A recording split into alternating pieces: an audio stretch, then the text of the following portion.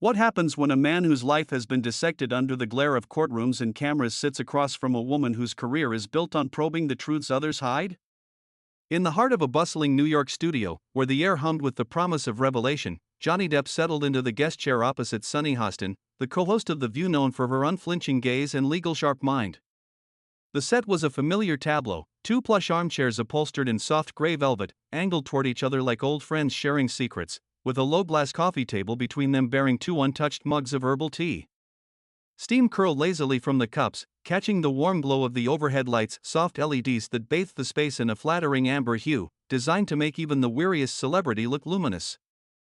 No fewer than 3 cameras loomed, a wide angle mounted on a crane for sweeping shots, a mid-frame trained on Depp's side to capture his expansive gestures, and a tight close-up on Hostin, ready to zoom in on her measured expressions. Microphones clipped to their collars picked up every breath, every rustle of fabric, while a faint electrical hum from the lights underscored the artificial intimacy. Beyond the set's edge, a live studio audience of about 200 sat in tiered seats, their murmurs a low tide before the show rolled in. Hostin, dressed in a tailored crimson blazer that spoke of authority without ostentation, leaned forward slightly as the segment began. Her pen, a slim silver Mont Blanc, tapped once against her notepad, a subtle tick that betrayed the reservoir of questions she'd prepared over late nights, drawing from her background as a former prosecutor. Depp, in a rumpled linen shirt with sleeves rolled to reveal faded tattoos, slouched back with an easy charisma, his dark eyes scanning the room as if assessing allies and exits. A small scar peeked from under his collar, a faint white line that caught the light like a whispered secret from his storied past. The applause faded as Hostin smiled, her voice warm and inviting, laced with that signature blend of empathy and edge.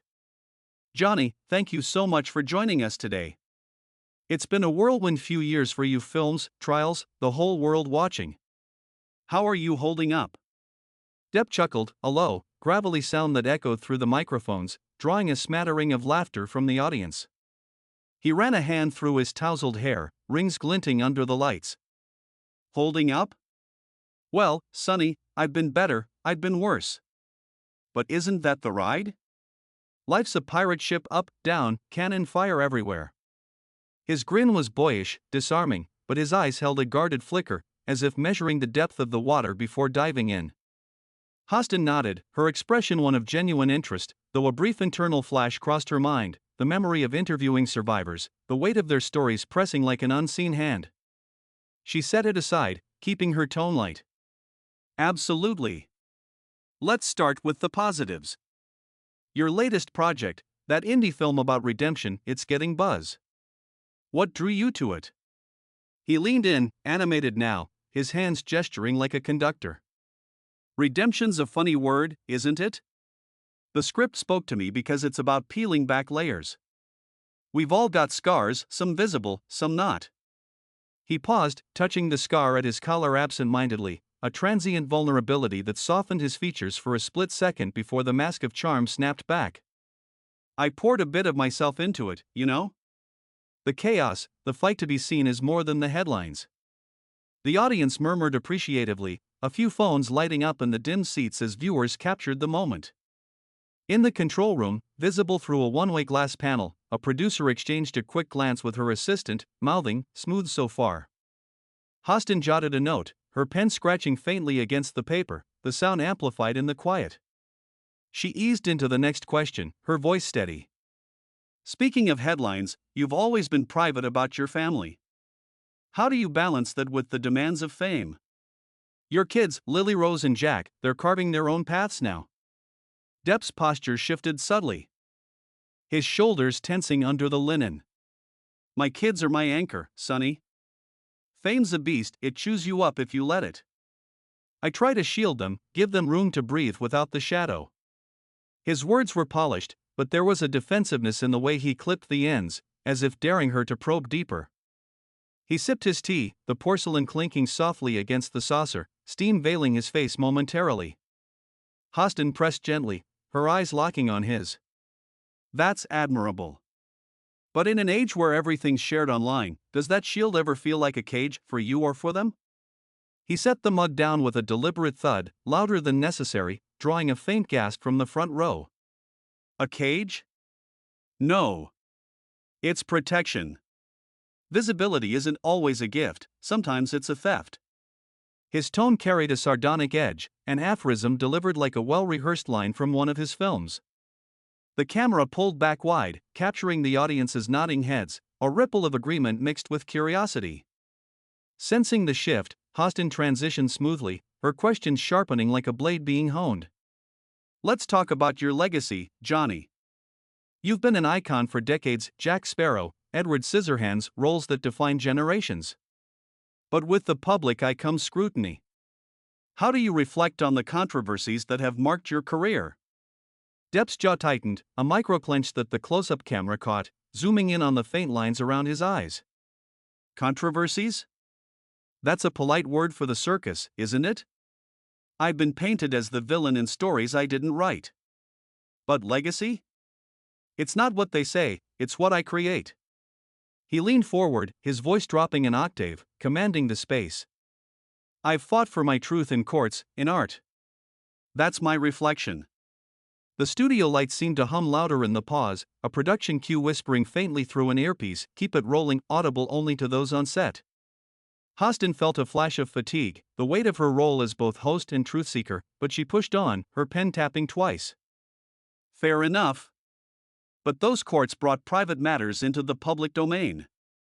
Privacy versus exposure, where do you draw the line when your platform amplifies everything?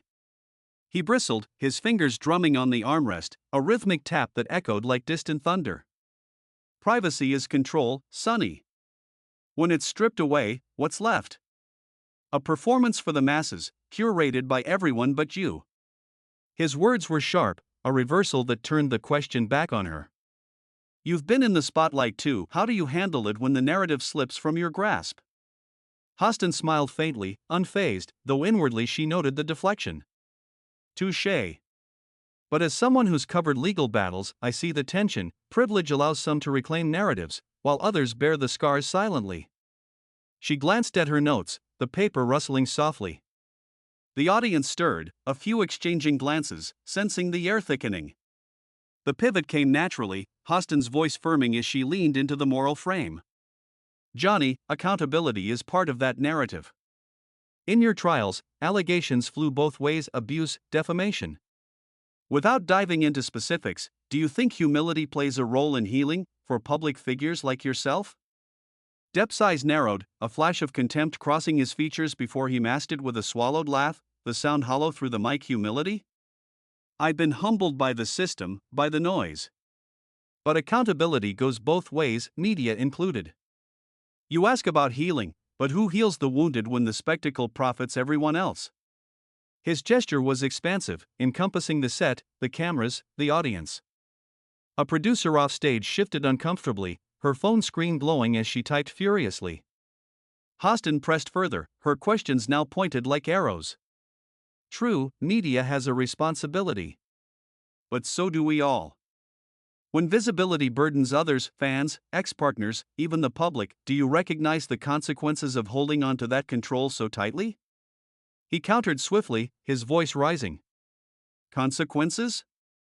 I've lived them. Trauma doesn't discriminate by privilege, it wounds deep. But authenticity? That's my fight against the curated lies. A vulnerable crack appeared then, his hand trembling slightly as he adjusted his collar, revealing more of the scar, a momentary confession of the toll. The studio inhaled collectively, a hum of lights amplifying the tension. Hostin, drawing from her ethical core, delivered the culmination. Yet, Johnny, in clinging to your version of authenticity, might you be overlooking the gendered double standards that silence others' truths? Accountability isn't just survival, it's owning the pain you've caused, intentionally or not. Depp's breath quickened, audible through the clipped microphone, his fist tightening on the armrest until the velvet creaked. The chair scraped back an inch as he shifted, the wire of his mic singing with the motion, the audience frozen in anticipation. Depp's breath quickened, audible through the clipped microphone, his fist tightening on the armrest until the velvet creaked. The chair scraped back an inch as he shifted, the wire of his mic singing with the motion, the audience frozen in anticipation. For a heartbeat, the studio hung in suspended silence, the hum of the lights swelling like a distant storm. Then, Depp's eyes, dark and stormy, locked onto Hostin's with an intensity that cut through the amber glow. Owning the pain, he echoed, his voice low and laced with venom, rising from the depths of restrained fury. You sit there, Sonny, in your polished chair, wielding words like weapons, and lecture me on accountability? I've bled in public for years, trials, tabloids, the whole damn circus, and you dare imply I overlook the silence of others? Hostin held his gaze, her expression composed but her internal pulse quickening. She could feel the weight of the moment, the ethical tightrope she'd walked turning into a fraying wire. She opened her mouth to respond, but Depp was already surging forward, his hands slamming down on the coffee table with a resonant thud that sent ripples through the untouched tea mugs. Porcelain chipped faintly against the glass, a small fracture mirroring the crack in the air. Gendered double standards? That's rich coming from a show that thrives on spectacle. You expose, you judge, you profit and call it truth? His words tumbled out, sharp and unfiltered, the charm evaporated into raw contempt. The audience gasped collectively, a wave of murmurs rippling through the tiers, phones already out, screens flickering like fireflies in the dim light. The producer in the control room bolted upright, her headset slipping as she barked into the comms, "Cut to commercial, now." But the cameras rolled on, the wide angle capturing the chaos as Depp ripped off his microphone with a swift yank, the clip popping free and dangling like a severed lifeline. Wire tangled around his fingers, he stood abruptly, the chair scraping back with a harsh screech that echoed off the set walls. This interview? It's over. Your narrative, your control, keep it. He turned on his heel, his rumpled shirt catching the light, the scar under his collar now fully exposed, a stark reminder of battles past. As he strode toward the exit, his boots thudding against the polished floor, the studio audience erupted into a cacophony, some applauding his defiance, others whispering in shock, a few calling out questions that dissolved into the din. Hostin remained seated, her pen still in hand, tapping once against her notepad in a reflexive beat. Inwardly, a flicker of regret mingled with resolve. She'd pushed for truth, but at what cost? The offstage crew exchanged frantic glances, one assistant fumbling with a phone, already dialing publicists. The lights hummed louder in the vacuum left by Depp's departure, the soft LEDs now feeling harsh, accusatory. As the segment cut to black, the producer burst onto the set, her face flushed. "Sonny, that was intense. We need to spin this, damage control." Hostin nodded faintly, her eyes lingering on the empty chair, the chipped mug a silent witness to the fracture. In the green room backstage, Depp paced like a caged animal, his manager hovering nearby with a bottle of water extended like a peace offering. "Johnny." That was bold, but the fallout. Depp waved him off, his breath still ragged, the vulnerability from earlier resurfacing in a quiet tremor of his hands. He sank onto a couch, the fabric sighing under his weight, and rubbed his temples. Bold? It was necessary. They twist everything, my pain, my story. But walking out? That was me taking back control. Yet, as he spoke, a transient flash of doubt crossed his mind, the image of his kids, scrolling through headlines, the weight of public scrutiny pressing anew. Privilege had armored him, but trauma lingered, a wound that no courtroom victory could fully heal. The studio aftermath unfolded in waves. Crew members milled about, resetting the set with hurried efficiency, wiping the table, repositioning chairs, as whispers circulated like smoke. "Did you see his face? Epic meltdown." A makeup artist glanced at her phone, already buzzing with notifications. The audience filed out, chattering excitedly, snippets of conversation floating. "She went too far." "No," he dodged the real questions. One woman in the front row, her notebook clutched tight, murmured to her companion, "It's about time someone called out the double standards, but whose side?" The control room buzzed with activity, editors splicing footage for the evening recap, the producer fielding calls from network execs. This could go viral, good for ratings, but ethics? We're walking a line here. As the sun dipped low over Manhattan, the social media storm ignited. X lit up first, hashtags trending within minutes, hashtag Depp walkout, hashtag Hostin grills, hashtag truth or spectacle. Posts poured in, a digital deluge reflecting the fractured narratives. One viral clip, captured from an audience member's phone, showed Depp's mic yank and exit, garnering millions of views. Johnny Depp just owned that interview. Privacy over prying eyes. Fire Red One, from a fan account with thousands of likes. But counters emerged swiftly, Sunny Hostin asking the hard questions about accountability. Why run from the truth? Hashtag gendered standards. Memes proliferated, Depp as a pirate storming off ship, Hostin as a prosecutor in the courtroom of public opinion. Influencers weighed in, dissecting the exchange. A podcaster tweeted, "Control versus exposure. Depp fights for his narrative, but at what cost to authenticity?" Another, a feminist blogger, posted, "Privilege lets him walk out. Others can't afford to silence the conversation." The fallout rippled outward, personal consequences unfolding in private spheres. For Depp, the evening brought a barrage of texts, from agents praising his authenticity to friends expressing concern. Sitting in his hotel suite, the city lights twinkling beyond the window, he scrolled through the feeds, his finger hovering over a family photo. The scar etched faintly, a physical echo of emotional scars. He'd reclaimed control in that moment, but the exposure lingered, a thief in the night stealing peace. A call from his daughter came through, her voice tentative. "Dad, saw the clip. You okay?"